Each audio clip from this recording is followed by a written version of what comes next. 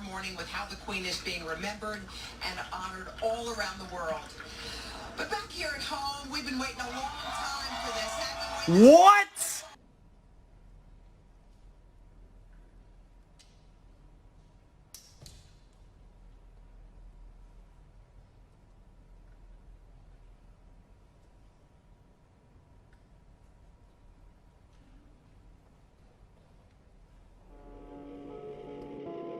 This is Isaiah 14 and 5. Yahweh Ba'Shem Yahushai hath broken the staff of the wicked and the scepter of the rulers. He who smote the people in wrath with a continual stroke, he that ruled the nations in anger is persecuted, and none hindereth. Shalom. Ka'ala Yahweh Ba'Shem Yahushai Ba'Shem Rakah Bardash. Double honors my teachers, the apostles and elders of Great Millstone. Peace and mercy to the elect who are the house of David reborn again in this generation. And shalom to the 130 Yasharallah, who today are known as the Negroes, Latinos, and Native Americans, who before losing our true heritage, we were known as, and still are, the true Hebrew Israelites of the Holy Bible. In today's lesson, we're going to talk about the ceremony we just watched, known as the Broken Wand Ceremony. In the scripture we just read, this is not literally talking about the video we just watched, but it's a spiritual hallmark to what is going to happen. You see, what we just saw was the Broken Wand Ceremony.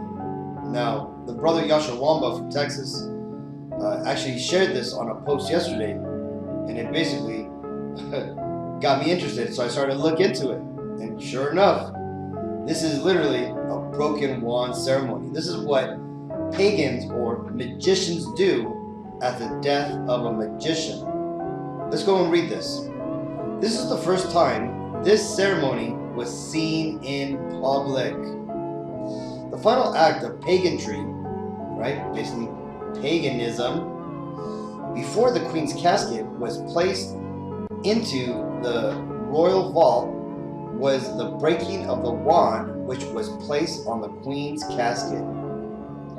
Now, like I said, these people are literal witches, okay? When we say witches, I'm not talking about, wearing a funny hat with moons and stars on it and, moving around a wand and making little sparks come out like what you see in Harry Potter. No. These people deal in literal magic, right? And their magic is in different forms than what we're shown as witchcraft and wizardry, right?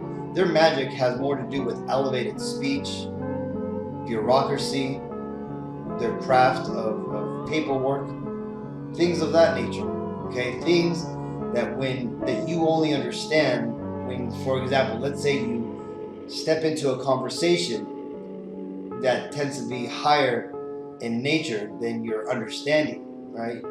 And you usually run into this when, let's say, for example, you're talking to, or you're in a room with higher businessmen or politicians, or in some cases, witches, right?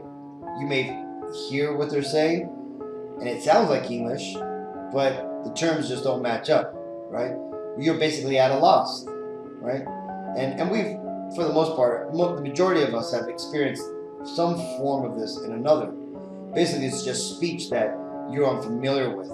It's colloquial terms which they can communicate with each other, but you have no understanding of it. This is, again, the power of speech and spelling.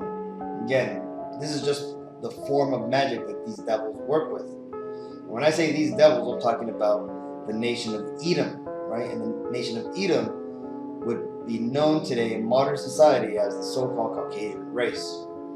Now, that being said, let's go and read what Wikipedia has for the Broken Wand Ceremony, so that way you get a proper understanding.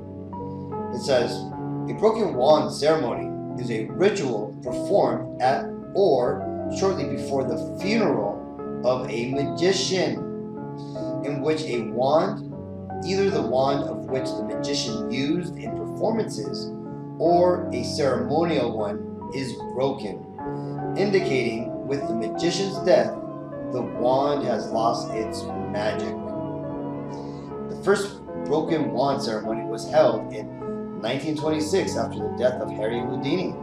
The Society of American Magicians continues to hold an annual ceremony at Houdini's grave. Now, just to show you that when I say these people, these Edomites, are literal witches, let's go to the scripture that shows that it is sorcery that is used to enchant the world and to give these people the power that they hold. This is Revelations 8:23, talking about the destruction of the Edomite Empire, namely Babylon the Great, which is America in the Bible. And the light of a candle shall shine no more at all in thee, and the voice of the bridegroom and of the bride shall be heard no more at all in thee. For thy merchants were the great men of the earth, for by thy sorceries were all nations deceived. So you see, the Bible even refers to the influence and power that these Edomites hold over the nations as sorceries. Okay? And like I said, we understand this as elevated speech, bureaucracy, laws, right? That compel people to do certain things, media, propaganda, movies, entertainment. But all of that is sorcery. Just because it's not coming out of a cauldron and it's using frog's breath and newt liver and all these different ingredients, and now it's using rare earth minerals, rocks that have been ground down to a fine powder that are then formed and blast furnace to make fine crystals, right? To create DSLR, microchips, so that way we can have our flat screen, black mirrors known as TVs and so forth, right? It's modern day sorcery. And these people, they don't hide it, right? And in fact, let's watch this. In a beautiful Welsh glade at Mountain Ash, the Gorsedd Circle had been erected for the National Eisteddfod of Wales. To the ancient ceremonial and the age-long traditions of the bards is added a new note. Princess Elizabeth becomes an honorary bard.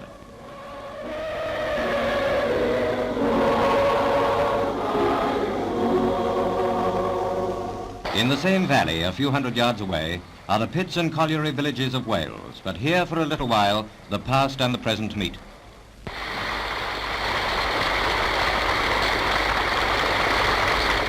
Wearing the emerald green robe of the novitiate, the princess's name is added to the roll of bards. Elizabeth of Windsor.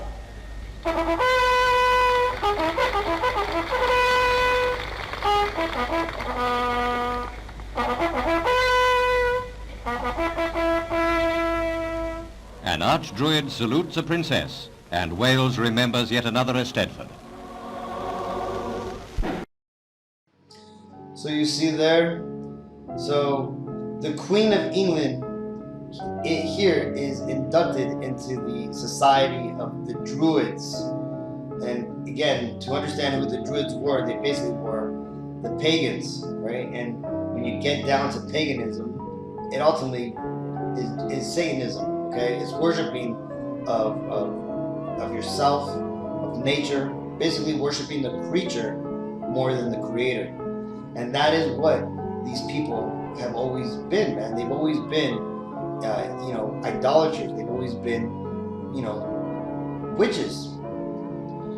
This is Isaiah 47:12. Stand now with thine enchantments and with the multitude of thy sorceries, wherein thou hast labored from thy youth. If so, be thou shalt be able to profit. If so, be thou mayest prevail. Right? And this is rhetorical because the Lord knows that these Edomites are not going to prevail. Right? The magic that they use is temporary. Right? It is granted to them by the Lord. right? Because again, these druids, they basically use the power on the left-hand side by left-hand angels, right? They deal with them, they sacrifice to them, and they worship them, right? One of the main angels on the left-hand side that they worship is that known as Satan, okay? And Satan and the other demons do provide them real power, okay? This is why they've been able to take over the world and basically rule it with impunity. And as the scripture said that I read at the beginning, let's actually get to that real quick. Which he who smote the people in wrath with a continual stroke. He that ruled the nations in anger, right? That's who's in power, man. That's these people. Right? That's these Edomites who have come into power and have taken over. And it isn't only here in England, though these Edomites love to pretend that they're not related. But let's go ahead and watch a real quick clip from a movie that explains where Queen Elizabeth line comes from, right? And to do that real quick, before you watch this clip, let's go ahead and see where her family line comes from. So to do that, let's take a look at the House of Saxe-Coburg in Gotha, okay? Because this is the line that she comes from, okay? Now, if you go here, you know, you got Edward the seventh, and it goes down to George the Fifth, right? This is a very important man. This is the person I want you to focus on, okay? Because from here, you have this man here, George the Sixth, who was the son of this man, George the Fifth, and this man's daughter was Elizabeth, the queen that just died, who ended up marrying that Nazi Edomite, okay? Duke of Edinburgh, basically Prince Philip, right? Again, this guy was a Nazi. But let's go ahead and watch real quick just how important this guy is, and just show you how the seed line of Edom, right, the so-called Caucasian race, the line that goes back to the wicked twin brother of Jacob, right, Esau, right? Let's see where they've spread themselves throughout the world, right? This is from a movie known as Kingsman, right? The one that recently was released called The King's Man, released in 2021. They don't believe this assassin acted independently. And neither do I. It's just Serbia. I mean, it's such a small part of the world. Why do they care? Well, because small things can grow into big problems. You see, years ago there were 3 young cousins. The eldest was a real troublemaker. There are no rules involved. Their grandmother was Queen Victoria, Enough! who kept them in line. They grew up to become Kaiser Wilhelm of Germany, Tsar Nicholas of Russia, and King George of England. And now poor Ferdinand's assassination has given the moronic Kaiser a reason to reignite their childhood feud. So there you go. This shows you how the seed line of Esau has basically promulgated and spread throughout the world, namely through these kingdoms here, man.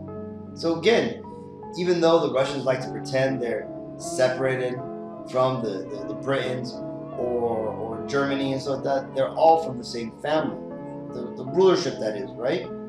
And again, let's go back to that video or that image, because again, remember, George the Fifth, he's this guy, right?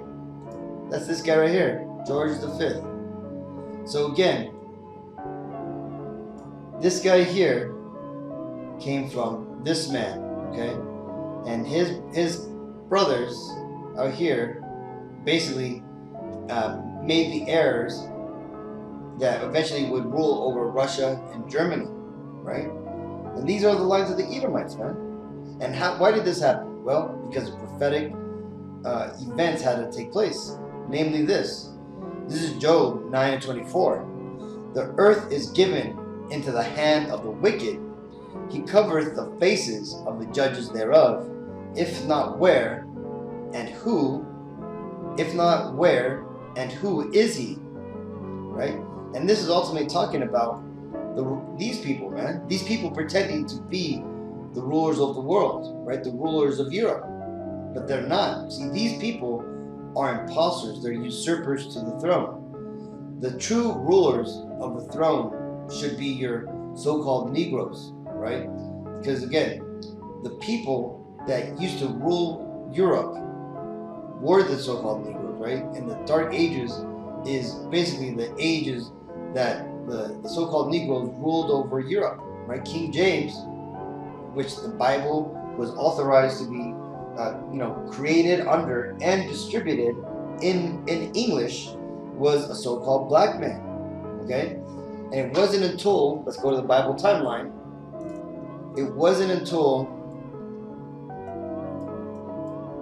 let's go actually to here, the Renaissance period that came about the 13 to about 1700s, right? Namely in the 1400s, it tells you here, it says, as the Renaissance spread, Edom slowly gained control over all of Europe and began his campaign of iconoclasm, repainting the saints and images of God to reflect their own likeness, right?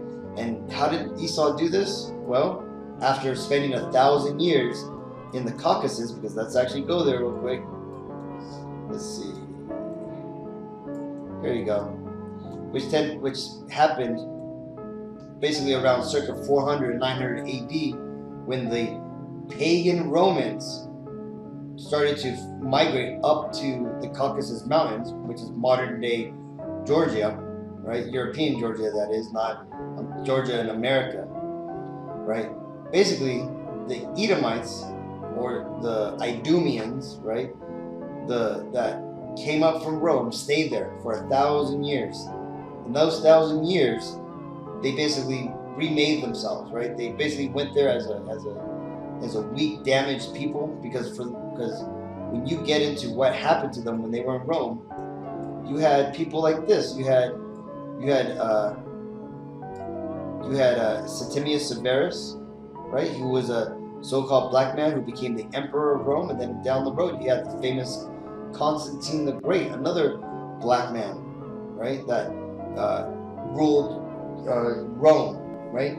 And eventually took over, and for the most part, the places for the so-called white Roman pagan was no longer there in Rome, right? And they basically, that's when they started to migrate out, and they migrated up to the Caucasus Mountains. And this is why your modern day white man today has that term on them, the Caucasian, because they came from the Caucasus Mountains. Now again, they didn't originate in the Caucasus Mountains. This is where they basically were reborn. And when they came out of the Caucasus Mountains, at first they were laborers, basically for the most part indentured servants, right, to the the nobles and the people that were in Europe, who again were the so-called people of color, right, so-called Negroes.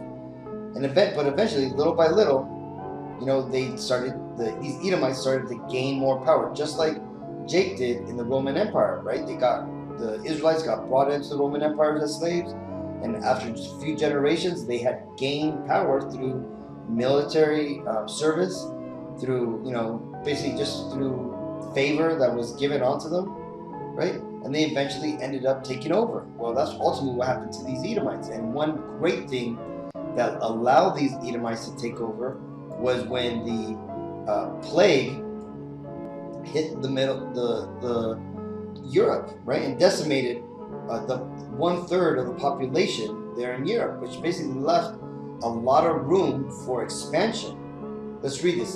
Says the Black Death that took place from 1162 to 1227. A devastating global epidemic of bubonic plague that struck Europe and Asia. It killed more than 20 million people in Europe and almost 1/3 of the continent's population. This led to the rebirth of Edom's control over the world, right? And why did that happen? Well, because a lot of times the nobility, who was so-called blacks, they died. And who was left there? Well, the servants, right? Or you basically just had these Edomites who had come down from the Caucasus Mountains, or that were basically, that was, you know, were in the right place at the right time, all by the will of the Lord. Now, that's how eventually they get into power, and they start marrying into the nobility, the black nobility that was still there in Europe, right? And this is where you get men like this, King James, right? Who basically married, who ruled, but shortly after his rulership, you had or before his rulership, you had things like this, the Guy Fawkes, whole scandal, right? It's of what's known as the Gunpowder Plot, right, which took place in 1605. It says the Gunpowder Plot was a result of the persecution of Catholics. 13 men, including Fawkes, conspired to blow up the House Parliament of King James, right? Because ultimately what they wanted to do is, this guy here was an Edomite, right? And he ultimately wanted to put in the Edomite powers, right? And the 13 men because when you read the law brief and everything, the trial of Guy Fawkes, this guy was set up. He was a stoolie, right? Basically, or a patsy, right? He was set up to take the fall for these other 13 men, right? And these 13 men were Edomites for the most part. That they believed that were behind it.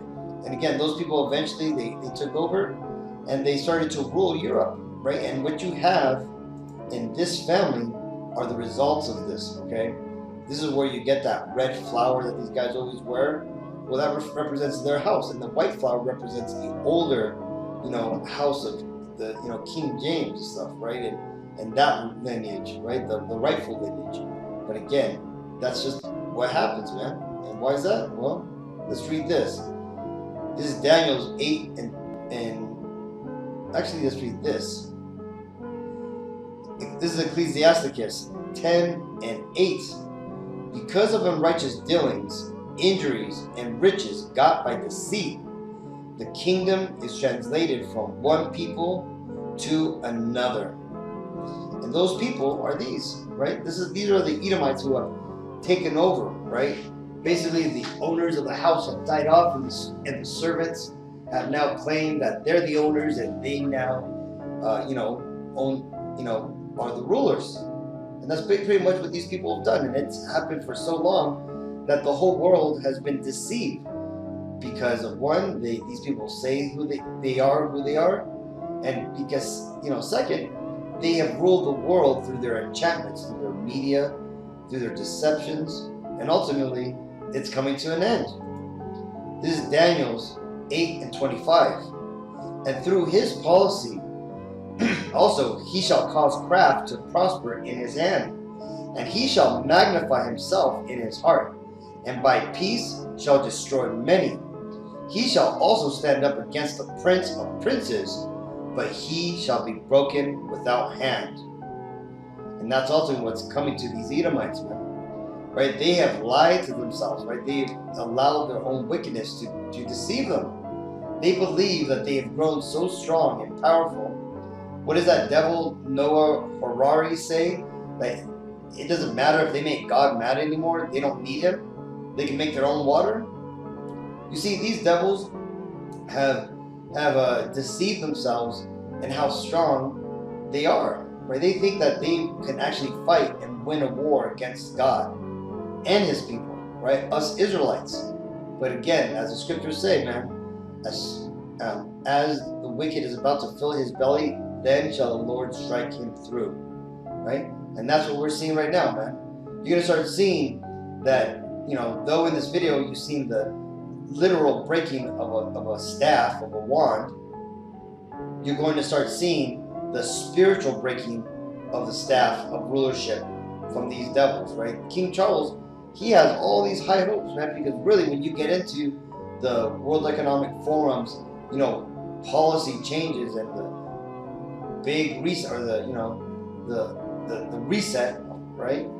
Ultimately, that really comes from King Charles, his cabinet, man, that have basically been funding and basically pushing the WEF to push these narratives, right? Well, now he's on the stage and he's going to try to go forward with all these agendas. But again, they're not going to succeed because it's biblical prophecy that the Lord would put a monkey wrench into their plans. So hopefully this video was edifying. Until next time, I want to give all honor and glory and praises to Yahweh, Bashem, Yahshai, Bashem, Bardash. Double honors my teachers, the apostles and elders of Great Millstone. Peace and mercy to the elect. Shalom.